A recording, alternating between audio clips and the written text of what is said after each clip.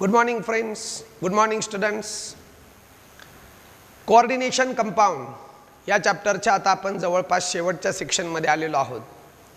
Coordination कंपाउंडचा अभ्यास करताना आपण मागच्या लेक्चरचा जो टॉपिक स्टडी केला that is bonding in coordination compound.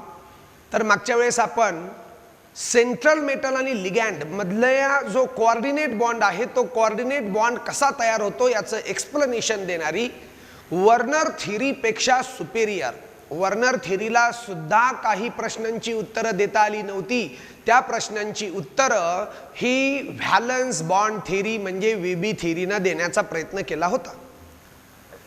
VB थेरीचे पोस्ट्युलेट्स म्हणजे फीचर्स आपण बघितले. According to the valence bond theory the coordinate bond between metal and ligand is form when completely filled orbital of ligand overlaps with the empty orbital of central metal. Central metal uses its d orbital along with s and p orbital for the bonding. Central metal uses the hybrid orbital which are formed by mixing and recasting of the atomic orbitals. The geometry of the complex depends upon the hybridization of central metal.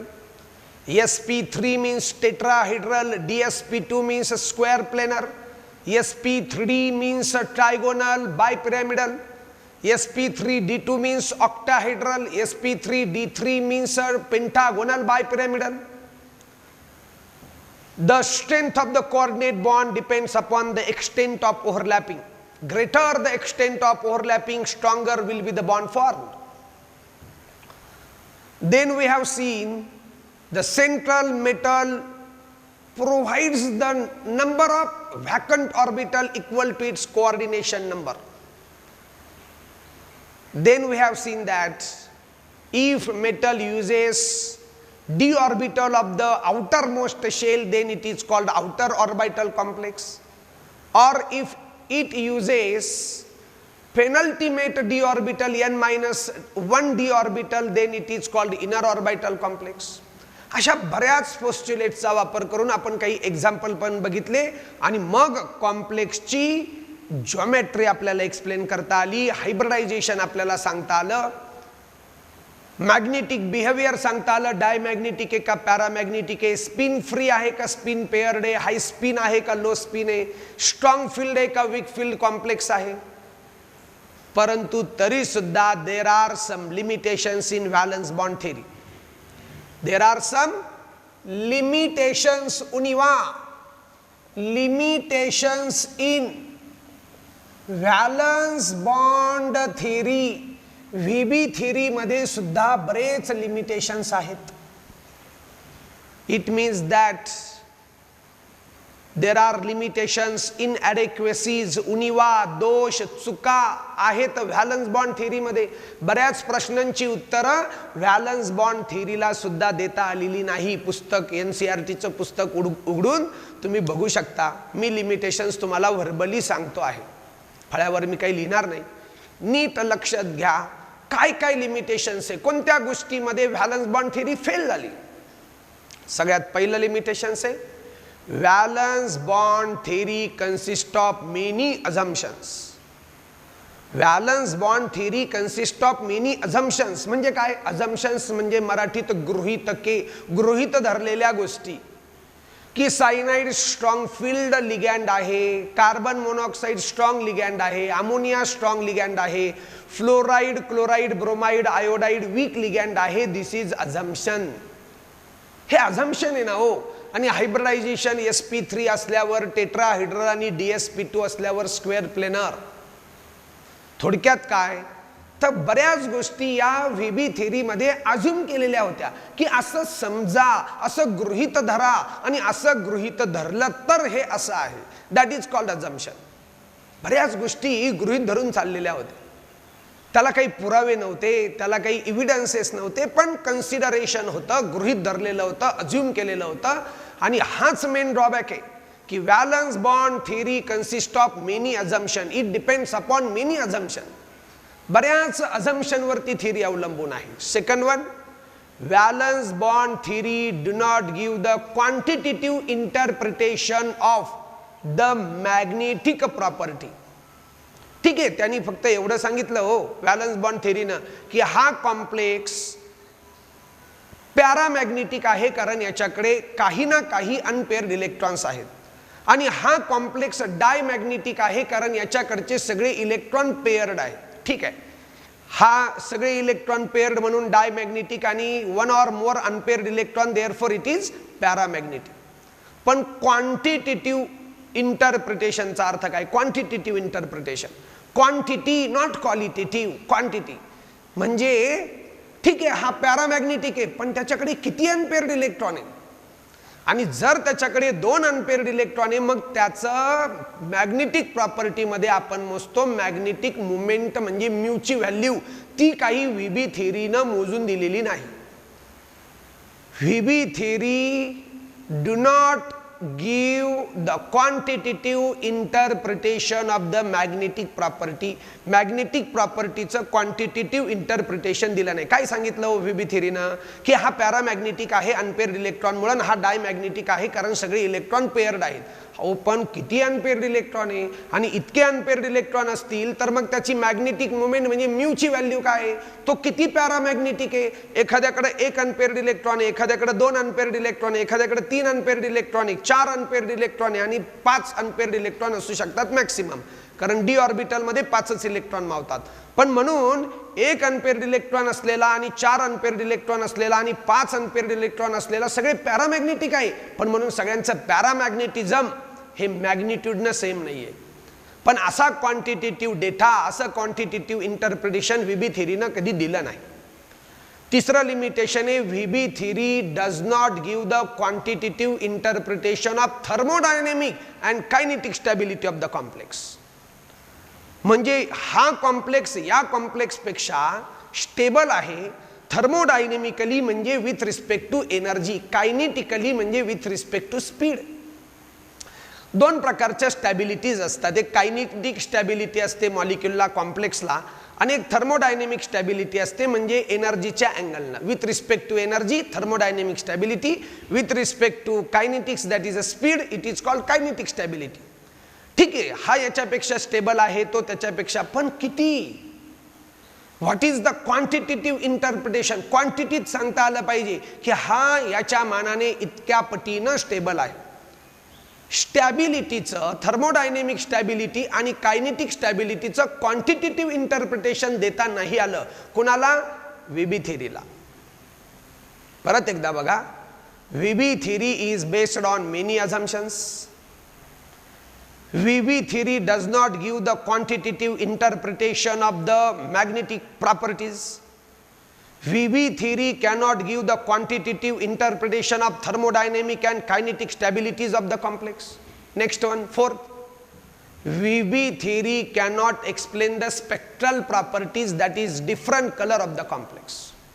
Because we should know that every complex has its own characteristic color. हे सत्य आहे की प्रत्येक कॉम्प्लेक्सला त्याचा स्वतःचा वेगळा colour आहे. Isomerism मध्ये मी शिकवलं की अगदी लिगँडचं लिंकिंग जरी बदललं तरी कॉम्प्लेक्सचा कलर बदलतो. प्रत्येक कॉम्प्लेक्सला त्याचा एक कॅरेक्टरिस्टिक कलर आहे. But VB theory fails. बघा ना, व्हीबी थेरी मध्ये कुठेच सांगितलं नाही हो की या कॉम्प्लेक्सचा कलर ग्रीनच काय, ग्रीनच आहे का, रेड आहे का, ऑरेंज आहे का, पिंक आहे का, ब्ल्यू आहे का, कलरलेस आहे, आणि तसा कलर आहे तर वाय.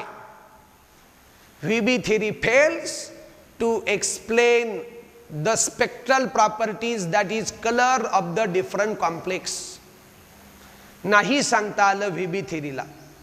व्हीबी थेरीचं पुढचं लिमिटेशन आहे it cannot explain the difference between strong field and weak field ligands. VB थेरीला हे अझम्पशन होतं की हा लिगँड स्ट्रॉंग आहे आणि हा वीक. आता मोठा प्रश्न पडला पाहिजे की सर फ्लोराईड, क्लोराईड, ब्रोमाइड, आयोडाईडला वीक लिगँडच का म्हणायचं? Ammonia, carbon monoxide, ethylene diamine, cyanide हे स्ट्रॉंग लिगँडच का? तर व्हीबी थेरी इथे फेल झाली की यांनाच स्ट्रॉंग म्हणायचं आणि यांनाच वीक म्हणायचं, तर का म्हणायचं? आणि कोण कुणापेक्षा किती स्ट्रॉंग लिगँड आहे आणि कोण कुणापेक्षा किती वीक लिगँड आहे?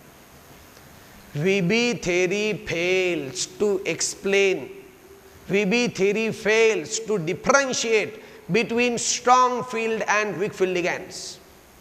VB theory also fails to explain why some complexes are tetrahedral and why some complexes are square planar for the same coordination number 4. Coordination number 4 असताना काही कॉम्प्लेक्सेस टेट्राहेड्रल का आणि काही कॉम्प्लेक्सची ज्योमेट्री स्क्वेअर प्लेनर का? व्हाय tetrahedral as well as square planar complexes exist for the same coordination number equal to 4. Coordination number 4 असतानाच काही complexes square planar आणि काही कॉम्प्लेक्सेस टेट्राहेड्रल का आहेत? परत एकदा ध्यानात घ्या, एकदा रिवाइज करतो मी. व्हीबी थेरी पुस्तकात तुम्ही वाचत असाल तर त्या प्रॉपर्टींकडे लक्षही द्या. VB theory based on many assumptions. VB theory fails to give the quantitative interpretation of the magnetic properties. VB theory fails to explain the spectral properties, that is color of the different complex. VB theory fails to give the quantitative interpretation of thermodynamic and kinetic stabilities of the complex. VB theory cannot explain or cannot distinguish between strong field and weak field ligands, and VB theory cannot explain why tetrahedral as well as square planar complexes exist for the same coordination number 4. आणि मग एवढ्या सगळ्या प्रश्नांची उत्तर देता आली नाही म्हणून व्हीबी थेरी पेक्षा सुपेरियर व्हीबी थेरी मधल्या लिमिटेशन्सला दूर करेल अशा थेरीची गरज निर्माण झाली. आणि म्हणून मग आता आपल्याला शिकायचं आहे लिमिटेशन्स नंतर पुढची theory, and that theory is second one very important theory, that is called crystal field theory. Crystal field theory means CFT.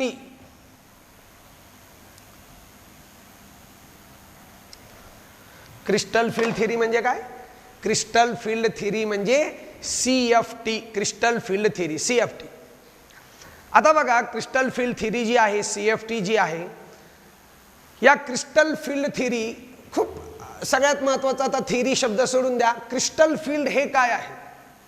Field आहे ते फील्ड. जसं तुम्ही फिजिक्स मध्ये शिकता ना की इलेक्ट्रिसिटी जिथून फ्लो होते त्याच्या आजूबाजूला निर्माण होणारं इलेक्ट्रिक फील्ड, मॅग्नेटिक जिथं फोर्स आहे तिथे मॅग्नेटिक फील्ड.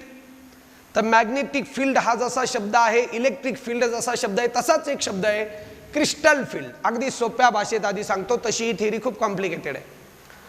की आपल्याकडे काय असतं बघा, आपल्याकडे असतं, थोडंसं बारीक लक्ष द्यावं लागेल तुम्हाला, आपल्याकडे असतं सेंट्रल मेटल. ठीक आहे. आता सेंट्रल मेटल म्हणजे काय?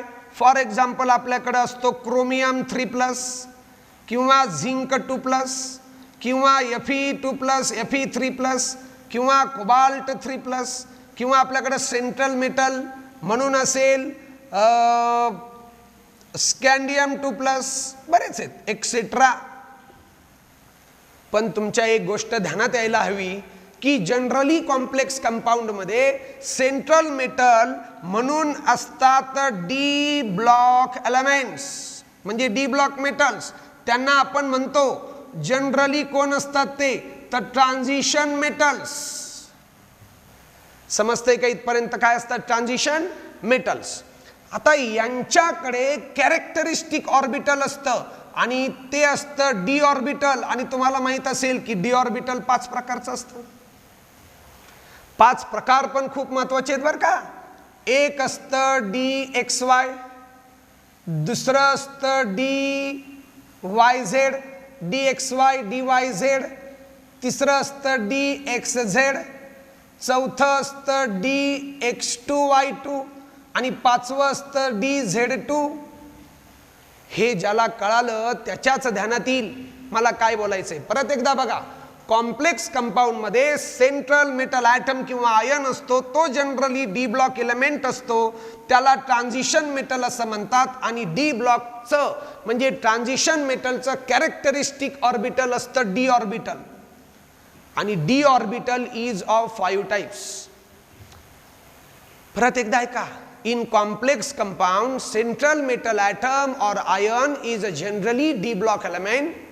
Central metal atom or ion which is electron acceptor, that is Lewis acid, is generally transition metal atom or ion.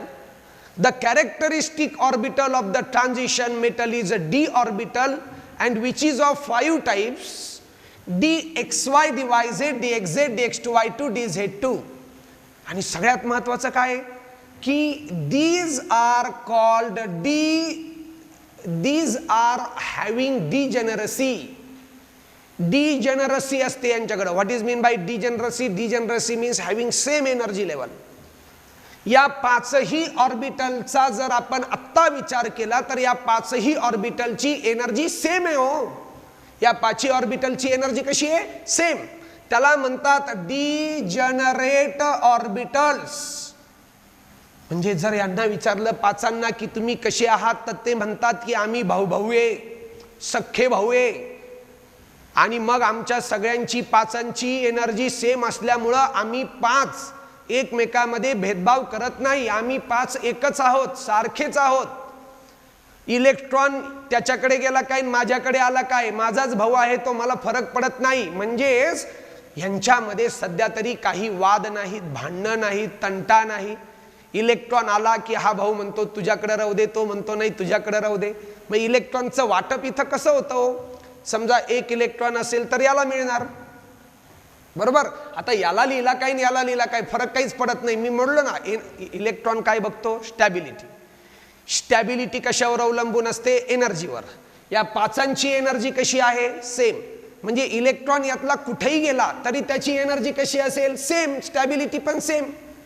मग एक इलेक्ट्रॉन इथं आला, मग जर दोन इलेक्ट्रॉन असतील तर हा एकटाच दोन्ही इलेक्ट्रॉन घेईल का? नाही ना. आत्ताच मी काय बोललो की डिजनरसी आहे तोपर्यंत दुसरा इलेक्ट्रॉन याला मिळेल, कारण सगळ्यांचा समान हक्क आहे, सगळ्यांची समान एनर्जी आहे, same energy level, same stability for electron. Third electron इथे, फोर्थ इलेक्ट्रॉन इथे, फिफ्थ इथे, सिक्स्थ इलेक्ट्रॉन, सेवन्थ, 8, 9, 10 अशी लिहिण्याची पद्धत आहे. हे तुम्हाला चांगलं माहित असेल. बर, सध्या तरी या पाचांची एनर्जी कशी आहे? सेम. Degenerate orbitals. आता सगळ्यात महत्वाचं, ज्या वेळेस हा सेंट्रल मेटल लिहितो आम्ही, ज्या वेळेस लिगॅंड म्हणजे कोण हो? तर इलेक्ट्रॉन पेअर डोनर. जनरली कशी असतात ligand?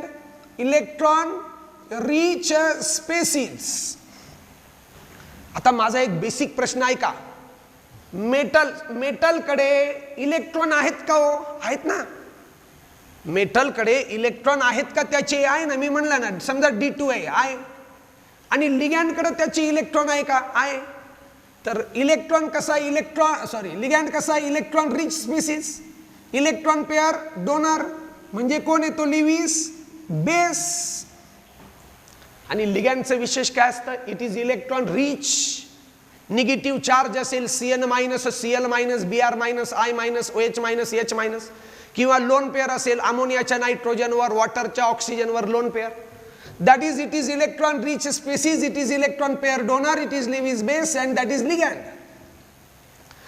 And due to the electrons in that ligand, त्या लिगॅंडकडे जे काय आहेत इलेक्ट्रॉन्स, त्या इलेक्ट्रॉन्समुळे, कुणाचे इलेक्ट्रॉन्स? लिगॅंडचे. त्याच्या अवतीभवती त्या इलेक्ट्रॉन्समुळे काय निर्माण होते? Electric field. नीट आहे का? Ligand is either negatively charge or neutral molecule with lone pair. Ligand is electron rich species. Ligand is electron pair donor, that is Lewis base. Due to the electrons in the ligand, it creates the electric field, and that electric field is nothing but crystal field. मग हे बघा, हा दुसरा ligand, याच्या पण इलेक्ट्रॉन्समुळे त्याच्याकडे काय electric field, हा लिगँड. याच्याकडच्या इलेक्ट्रॉनमुळे त्याच्याकडे पण काय इलेक्ट्रिक फील्ड, हा एक लिगँड इकडून येतोय, याच्याकडे पण काय इलेक्ट्रिक फील्ड.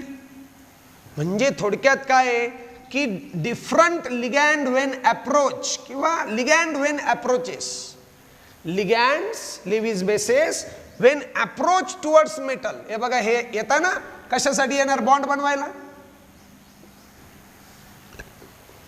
इथपर्यंत कळतंय. लिगँड कडे स्वतःचे काय आहेत इलेक्ट्रॉन्स. लिगँड कसा आहे electron rich, electron pair donor, Lewis base. Due to the electrons in it,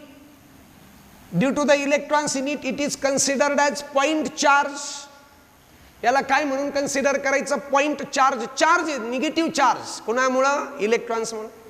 that electrons creates the electric field which is called crystal field. म्हणजे sorry, ligand has crystal field. हे बघा इथं शब्द आहे, ligand has crystal field. This ligand also create crystal field around it self. Ligand कडे काय crystal field, ligand कडे काय क्रिस्टल फील्ड, लिगँड कडे काय क्रिस्टल फील्ड. आणि असं क्रिस्टल फील्ड असलेले लिगँड कोणाकडे येत आहे, मेटलकडे येत आहे बॉन्ड बनवायला. पण मेटल म्हणतो माझ्याकडे पण इलेक्ट्रॉन आहेत, ठीक आहे कमी आहे जास्त आहे हा बघ नाही, पण माझे इलेक्ट्रॉनचं काय.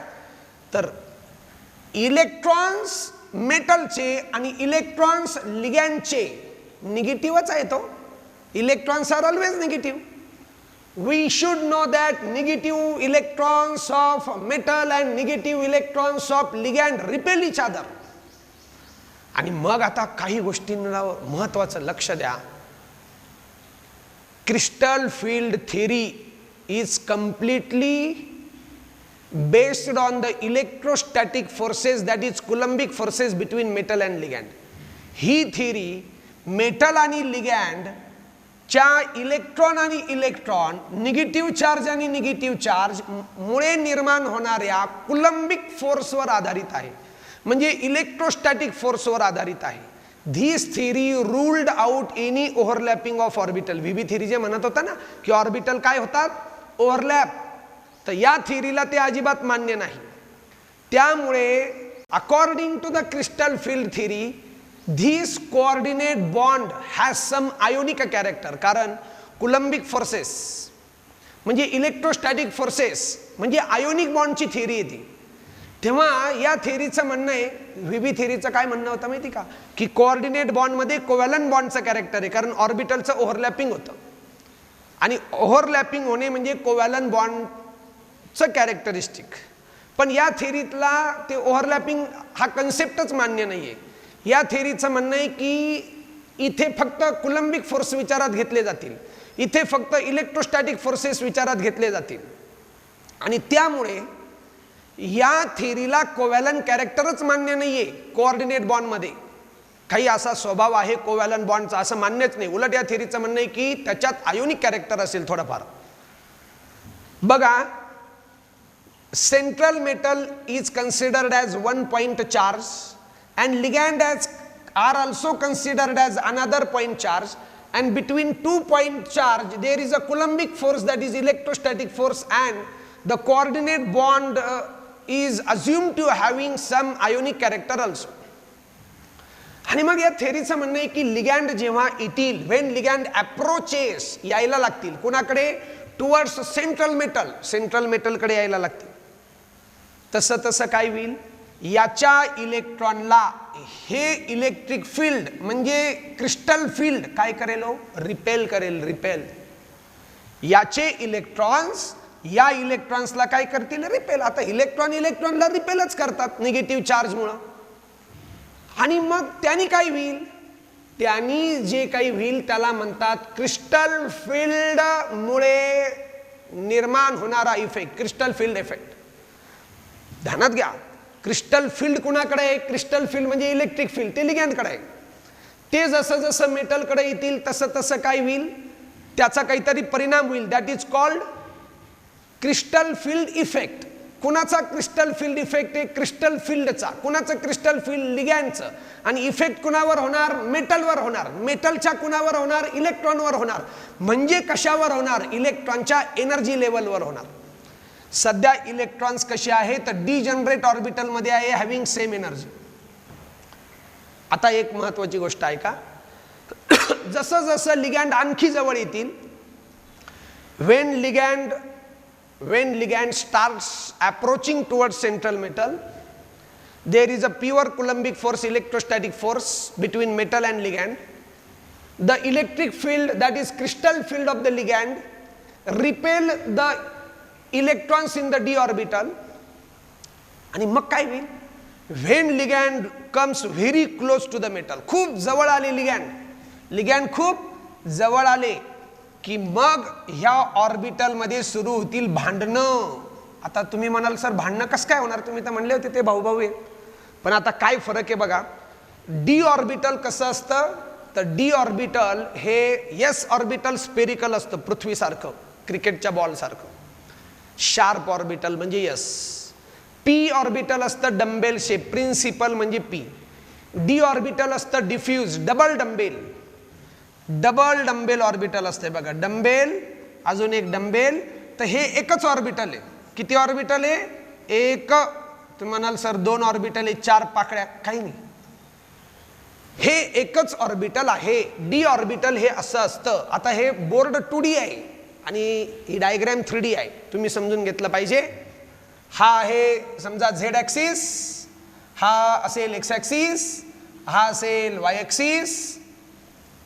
काही पण म्हणता येतो, एक्स वाय झेड तुम्हाला माहित असेल. कोणालाही एक्स म्हणा, कोणालाही वाय म्हणा, कोणालाही झेड म्हणा. हा जर झेड आहे, हा जर एक्स आहे, हा जर वाय आहे, तर एक्स आणि झेड मध्ये अँगल किती आहे? 90 डिग्री. वाय आणि झेड मध्ये किती आहे? 90 डिग्री. हे माहिती ना तुम्हाला असं असतं म्हणून. हे 3 ॲक्सिस आहेत, करेक्ट? किंवा हे 3 ॲक्सिस.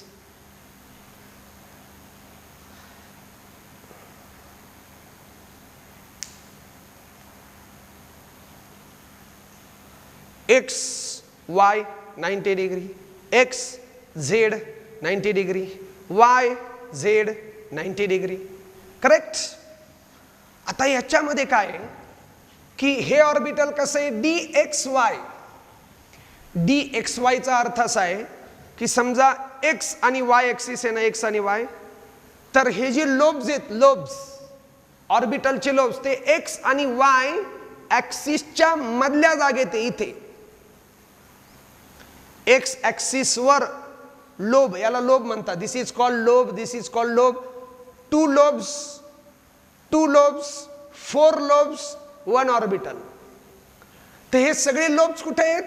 एक्स आणि वाय ॲक्सिसच्या मधल्या जागेत आहे. मधल्या. एक्स ॲक्सिस वर नाही, वाय ॲक्सिस वर नाही, अलॉंग ॲक्सिस नाही. मग कुठे? In between axis. एक्स आणि वायच्या मध्ये याचे लोब्स आहेत असे. म्हणून या ऑर्बिटलला काय म्हणायचं तर याला म्हणायचं planar orbital. Lobes are in between x and Y axis, therefore this is called planar. का? कारण लोब्स प्लेन मध्ये आहे, ॲक्सिस वर नाहीये. ॲक्सिस मुळे निर्माण होणाऱ्या प्लेन मध्ये, इथं माहिती आहे ना तुम्हाला, इथे एक प्लेन तयार होतो एक्स आणि वाय मुळे. तर एक्स आणि वाय मुळे निर्माण होणाऱ्या एक्स आणि वाय मुळे निर्माण होणाऱ्या ज्या प्लेन आहे त्या प्लेन मध्ये लोब्स आहेत. Therefore this is planar orbital. हे कसं आहे? D y Z. वाय आणि झेड मुळे इथं जो वाय वर आहे का?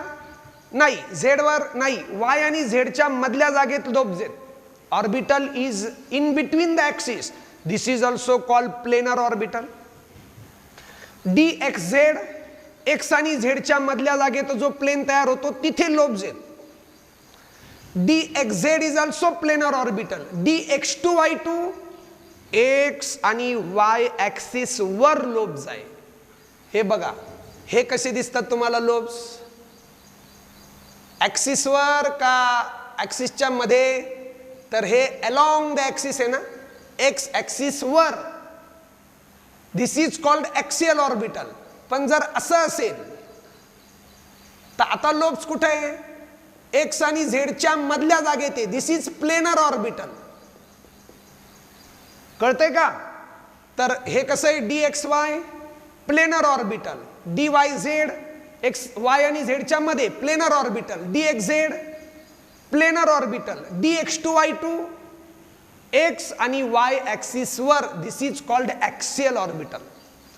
आणि डी झेड टू सगळे लोब्स झेड ऍक्सिस वर एक्स आणि वाय ऍक्सिसच्या मधल्या जागेत, along the axis नाहीये, in between the axis, in between the axis, in between the axis, along the axis, along the axis.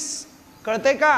म्हणजे पाची ऑर्बिटल सारखे नाहीये. तो या पाचांपैकी हे प्लेनर ऑर्बिटल आहे, हे प्लेनर ऑर्बिटल आहे, हे प्लेनर ऑर्बिटल आहे. या तिघांचा एक सेट असतो, त्याला म्हणायचं T2. त्याला काय म्हणायचं? T2. आणि या दोघांचा एक सेट असतो, याला म्हणायचं E. याला काय म्हणायचं? E. T2 यांना म्हणायचं T2, या तिघांना मिळून T2, आणि याला म्हणायचं E. ज्या वेळेस लिगॅंड्स सेंट्रल मेटल कडे येतात त्यावेळेस यांच्यामध्ये आणि यांच्यामध्ये कुलंबिक फोर्स म्हणजे इलेक्ट्रोस्टॅटिक फोर्स निर्माण होतात.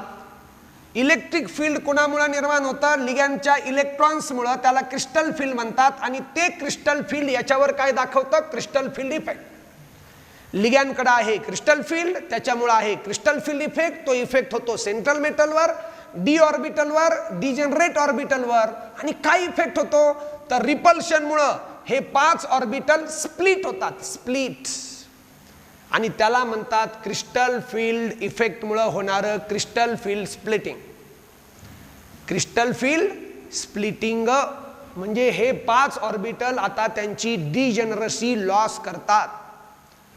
आधी काय होतं माहिती का? आता मी तुम्हाला दाखवतो की आधी यांची एनर्जी लेवल वाढते, एनर्जी लेवल वाढते रिपल्शन मुळे, आणि नंतर ते स्प्लिट होतात. आता स्प्लिट पण कसे होतात? तर स्प्लिट होतात 2 भागामध्ये. हे तिघं म्हणतात बाबा आम्ही प्लेनर ऑर्बिटल आहे. कोणते? D x Y, D y Z, D x Z. काय म्हणतात? आम्ही प्लेनर ऑर्बिटल आहे तिघं, पण आम्ही तिघं सोडणार नाही. जेव्हा फुटायची वेळ येईल तेव्हा सुद्धा आम्ही सोडणार नाही, कारण आम्ही प्लेनर आहे. तुम्ही दोघं आमच्यापेक्षा वेगळे आहे. तुम्ही ऍक्सियल ऑर्बिटल आहे, तुम्ही जा फुटून आमच्यापेक्षा वेगळं. आणि मग या सेटला म्हणतात T2G, G फॉर गरेड. आणि गरेड म्हणजे डिजेनरसी. आणि याला म्हणतात EG. T2G हा किती जणांचा सेट आहे? तिघांचा. आणि EG हा किती जणांचा सेट आहे? दोघांचा. म्हणजे ते तिघं स्वतःला राहिलेल्या दोघांपासून वेगळं समजतात. आता वेगळं समजल्यानंतर काय होतं बघा, खूप इंटरेस्टिंग काम आहे. सगळ्यात महत्वाचं, आजच्या लेक्चरला फार डिटेलमध्ये जाता येणार नाही. आधी त्यांची काय होते? एनर्जी लेवल वाढते. बघितलं? एनर्जी लेवल वाढली. आता ते स्प्लिटिंगला तयार झाले, लिगॅंड खूप जवळ आले की ते 2 भागात काय होणार? स्प्लिट. हे बघा 2 भागात स्प्लिट. ही तुमची मेन एनर्जी लेवल. आता स्प्लिट कसे होणार? स्प्लिटिंग अवलंबून आहे की कुणाला किती रिपल्शन एक्सपिरियन्स झालं. जर यांना, या तिघांना जादा रिपल्शन जाणवलं, कुणाकडून repulsion? Crystal field, electric field, लिगॅंडचे इलेक्ट्रॉन्स नी यांना रिपेल केलं. पण किती रिपल्शन जाणवलं त्याच्यावर हे सगळं अवलंबून आहे. समजा मी आता असं लिहिलं बघा, नंतर मी तुम्हाला परत एकदा ते सांगेन. किती ऑर्बिटल होते? 5. कसे स्प्लिट झाले? 2 भागात. सांगा हे कोणतं ऑर्बिटल असेल? 2 म्हणल्यावर DX2Y2 आणि DZ2. याला कोणता सेट म्हणतात? तो EG म्हणतात. EG माहिती आहे ना, दोघांचा EG. आणि हे कोणते ऑर्बिटल आहे? DXY, DYZ, DXZ. हा कोणता सेट आहे? T2G. असंच का झालं? महत्वाचा प्रश्न निर्माण झाला पाहिजे. मेन एनर्जी लेवल पेक्षा यांची एनर्जी काय झाली? डिक्रीजेस का इन्क्रीजेस? मेन एनर्जी लेवल पेक्षा यांची एनर्जी कमी झाली ना. ज्यांची एनर्जी कमी असते त्यांची स्टॅबिलिटी जादा असते. परत ऐका, यांची एनर्जी कशी आहे, मेन एनर्जी लेवलपेक्षा डिजनरसीच्या लेवलपेक्षा एनर्जी डिक्रीजेस. एनर्जी कमीचा अर्थ stability is more. Less energy decreases means stability increases. आणि मग या दोघांची स्टॅबिलिटी का वाढली असेल? कारण क्रिस्टल फील्डनं, इलेक्ट्रिक फील्डनं, लिगँडच्या इफेक्टनी यांना कमी रिपेल केलं. मार दिया जाए या छोड़ दिया जाए, बोल तेरे साथ क्या सलूक किया जाए, असं कोण म्हणतं? लिगँड म्हणतात. लिगँड याला विचारतो, लिगँड यांना विचारतो T2G, मार दिया जाए या छोड़ दिया जाए. ईजीला विचारतं, मार दिया जाए या छोड़ दिया जाए. काय म्हणतं ईजी? छोड़ दिया जाए. म्हणजे याचा अर्थ लिगँडनी काय केलं? लिगँडचं काय होतं? क्रिस्टल फील्ड होतं, इलेक्ट्रिक फील्ड होतं, इलेक्ट्रॉन्स होते, ते रिपेल करणार होते, पण ईजीला त्यांनी सोडलं, माफ केलं, माफ. इलेक्ट्रिक फील्ड मधून सोडून दिलं, क्रिस्टल फील्डचा प्रभाव जादा दाखवला नाही. म्हणजेच these two orbital experiences less repulsion from ligand कडून त्यांना कमी रिपल्शन जाणवलं. And due to less repulsion their energy decreases and stability increases. ध्यानात घ्या, या दोघांना लिगँडनी कमी रिपेल केलेला आहे. यांना पण विचारलं होतं T2Gला लिगँडनी की मी क्रिस्टल फील्ड घेऊन आलोय, माझ्याकडे इलेक्ट्रिक फील्ड आहे, माझ्याकडे इलेक्ट्रॉन आहे, तुमच्या इलेक्ट्रॉनला रिपेल करतील, मार दिया जाए या छोड़ दिया जाए, बोल तेरे साथ क्या सलूक किया जाए. हा म्हणतो मार दिया जाए. याचाच अर्थ लिगँड रिपेल मोर. लिगँड यांना जादा रिपेल करतात. लिगँडनी ऍक्सियल ऑर्बिटलला, ऍक्सिस वरच्या ऑर्बिटलला कमी रिपेल केलं, म्हणून एनर्जी डिक्रीजेस, स्टॅबिलिटी इन्क्रीजेस. पण या ऑर्बिटलला जादा रिपेल केलं, आणि जादा रिपल्शन मुळे काय झालं? Stability decreases, energy increases. म्हणजे येणारे लिगँड या सगळ्यांवर सारखा प्रभाव दाखवताय का? नाही. याला कसं रिपेल केलं? जास्त. याला कसं रिपेल केलं? जास्त. याला कसं रिपेल केलं? जास्त. याला कसं रिपेल केलं? कमी. याला कसं रिपेल केलं? कमी. इथपर्यंत ध्यानात येते का?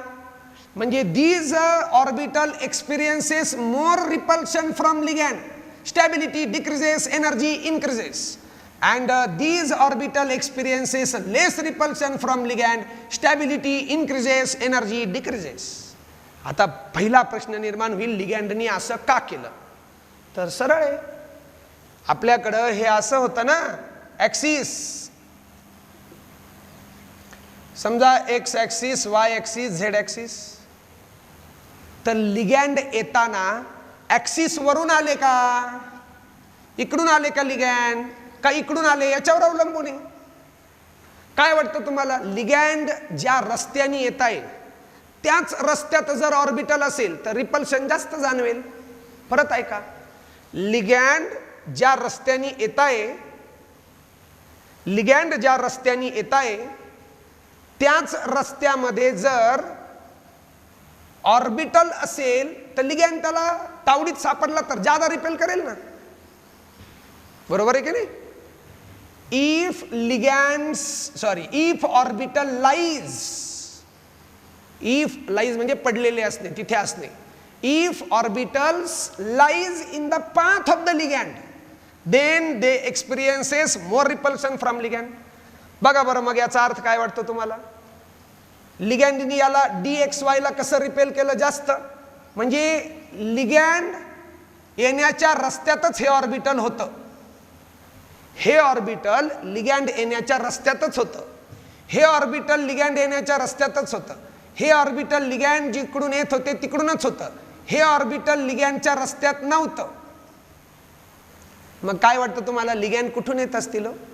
लिगँड ऍक्सिसच्या मधल्या जागेतून येत आहे. हे सर तुम्हाला कसं कळालं? बघा ना, लिगँड जर इकडून येत असेल, हे बघा इकडून लिगँड येतोय, लिगँड इकडून येत असेल, बघा बरं का, प्रत्येक ऑर्बिटल बद्दल बोलतोय मी. लिगँड जर कुठून येत असेल? दोन ऍक्सिसच्या मधल्या जागेतून. मग हे ऑर्बिटल कुठे आहे? DXY. DXY हे ऑर्बिटल दोन ऍक्सिसच्या मधल्याच जागेत आहे ना. हे ऑर्बिटल ऍक्सिसच्या मध्ये आहे आणि लिगॅंड पण मधूनच येतोय, तर याला रिपल्शन ज्यादा जाणवेल. लिगॅंड कुठून येतोय? ऑर्बिटलच्या मधल्या जागेतून. हे ऑर्बिटल तिथंच आहे. लिगॅंड कुठून येतोय? ऍक्सिसच्या मधल्या जागेतून. हे ऑर्बिटल तिथंच आहे. लिगॅंड कुठून येतोय? ऍक्सिसच्या मधल्या जागेतून, पण हे ऑर्बिटल ऍक्सिस वर आहे, अलॉंग ऍक्सिस. मग लिगॅंडचा अप्रोच कसा आहे? ऍक्सिसच्या मधल्या जागेतून यायचं म्हणताय लिगॅंड. सगळी लिगॅंड म्हणताय आम्ही ऍक्सिस वरून येणार नाही, ऍक्सिसच्या मधल्या जागेतून येणार आणि तिथं जे जे ऑर्बिटल सापडतील त्यांना आम्ही रिपेल करणार. DXY रस्त्यात येणार का? मध्येच येणार. DYZ रस्त्यात येणार, DXZ रस्त्यात येणार, DX2Y2 मात्र हुकणार, कारण DX2Y2 ऍक्सिस वर आहे आणि लिगॅंड ऍक्सिसच्या मधून येत आहे. DZ2 ऍक्सिस वर आहे आणि लिगॅंड ऍक्सिसच्या मधल्या जागेतून येत आहे. म्हणून it experiences more repulsion and this two experiences less repulsion. इथपर्यंत कळालं? आता दुसरा प्रश्न असा आहे की जर असं झालं तर याचा अर्थ काय काढायचा? हे काय? EG, DX2Y2 and DZ2, DXY, DYZ, DXZ, T2G. बरोबर? असं कधी घडेल?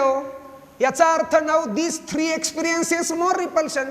या तिघांना आता जादा रिपल्शन जाणवलंय आणि या तिघांना जादा रिपल्शन जाणवलं, स्टॅबिलिटी डिक्रीजेस. सॉरी आता DXY, DYZ, DXZ म्हणजे T2G आणि DX2Y2, DZ2 म्हणजे EG असतं. या दोघांचा सेट काय? EG. या तिघांचा सेट काय? T2G. आता बघा काय होईल. ज्या अर्थी यांची एनर्जी वाढली, मेन एनर्जी लेवल पेक्षा एनर्जी काय झाली? वाढली. स्टॅबिलिटी कमी झाली. का कमी झाली? आता these orbital experiences more repulsion. लिगॅंडनी यांना जादा रिपेल केलं, स्टॅबिलिटी कमी केली, एनर्जी वाढवली. लिगॅंडनी यांना कमी रिपेल केलं, स्टॅबिलिटी वाढली, एनर्जी कमी झाली. मगाच्या उलटा आहे. आता प्रश्न आहे की लिगॅंडने असं का केलं? आता लिगॅंडचे अप्रोच बघा बरं कुठं असेल. लिगॅंडच्या रस्त्यात आलं की लिगॅंड त्याला जादा रिपेल करतं. याला कसं रिपेल केलं? DXY ला कमी रिपेल केलं. म्हणजे हे ऑर्बिटल जिथे होतं लिगॅंड तिथून येत नव्हता, म्हणजे लिगॅंड ऍक्सिसच्या मधून येत नाही. याला कसं रिपेल केलं? कमी. लिगॅंड या दोन ऍक्सिसच्या मधून येत नाही. याला कसं रिपेल केलं? कमी. लिगॅंड ऍक्सिसच्या मधल्या जागेतून येत नाही. याला कसं रिपेल केलं? जास्त. लिगॅंड X आणि Y ऍक्सिस वरूनच येत आहे. याला कसं रिपेल केलं? जास्त. लिगॅंड Z ऍक्सिस वरून येत आहे. म्हणजे जेव्हा लिगॅंड ऍक्सिसच्या मधल्या जागेतून येतात, लिगॅंड कुठून येतात? ऍक्सिसच्या मधल्या जागेतून. आणि जेव्हा लिगॅंड ऍक्सिस वरून येतात, दोन वेगवेगळ्या गोष्टी आहे. सांगा मला, जेव्हा लिगॅंड इथून येईल, कुठून आलं लिगॅंड? ऍक्सिस वरून, तेव्हा कुणाला कमी रिपल्शन जाणवेल आणि कुणाला जास्त? ऍक्सिस वरून येत आहे बरं का लिगॅंड. DXY ला कमी रिपल्शन, DYZ ला कमी रिपल्शन, DXZ ला कमी रिपल्शन. कमी रिपल्शन म्हणजे जास्त स्टॅबिलिटी म्हणजे कमी एनर्जी. DX2Y2 ला जास्त रिपल्शन, DZ2 ला जास्त रिपल्शन. जास्त रिपल्शन म्हणजे कमी स्टॅबिलिटी जास्त एनर्जी. पण जर लिगॅंड इथून येत असतील तर आता DXY ला जास्त रिपल्शन, DYZ ला जास्त रिपल्शन, DXZ ला जास्त रिपल्शन. जास्त रिपल्शन म्हणजे कमी स्टॅबिलिटी म्हणजे जास्त एनर्जी. DX2Y2 ला कमी रिपल्शन, DZ2 ला कमी रिपल्शन. कमी रिपल्शन म्हणजे जास्त स्टॅबिलिटी म्हणजे कमी एनर्जी. म्हणजे हे सगळं अवलंबून आहे की खाली T2G आणि वर EG, की खाली EG आणि वर T2G. तर ज्या सेटला, सेट म्हणजे संच, ज्या सेटला T2G ला किंवा EG ला जादा रिपल्शन जाणवेल त्याची एनर्जी वाढेल, स्टॅबिलिटी कमी होईल. ज्याला कमी रिपल्शन जाणवेल त्याची स्टॅबिलिटी वाढेल आणि त्याची एनर्जी कमी होईल. आणि कुणाला कमी रिपल्शन जाणवेल, कुणाला जास्त रिपल्शन जाणवेल हे अवलंबून लिगॅंडचा अप्रोच कसा आहे. खूप कॉम्प्लिकेटेड काम आहे जे आपण अजून गुंता आपल्याला सोडवायचा आहे. ते आपण पुढच्या व्हिडिओ लेक्चरमध्ये बघूया. आजच्या लेक्चरला आपण इथं थांबूया. Stay tune for next video lecture. Thank you.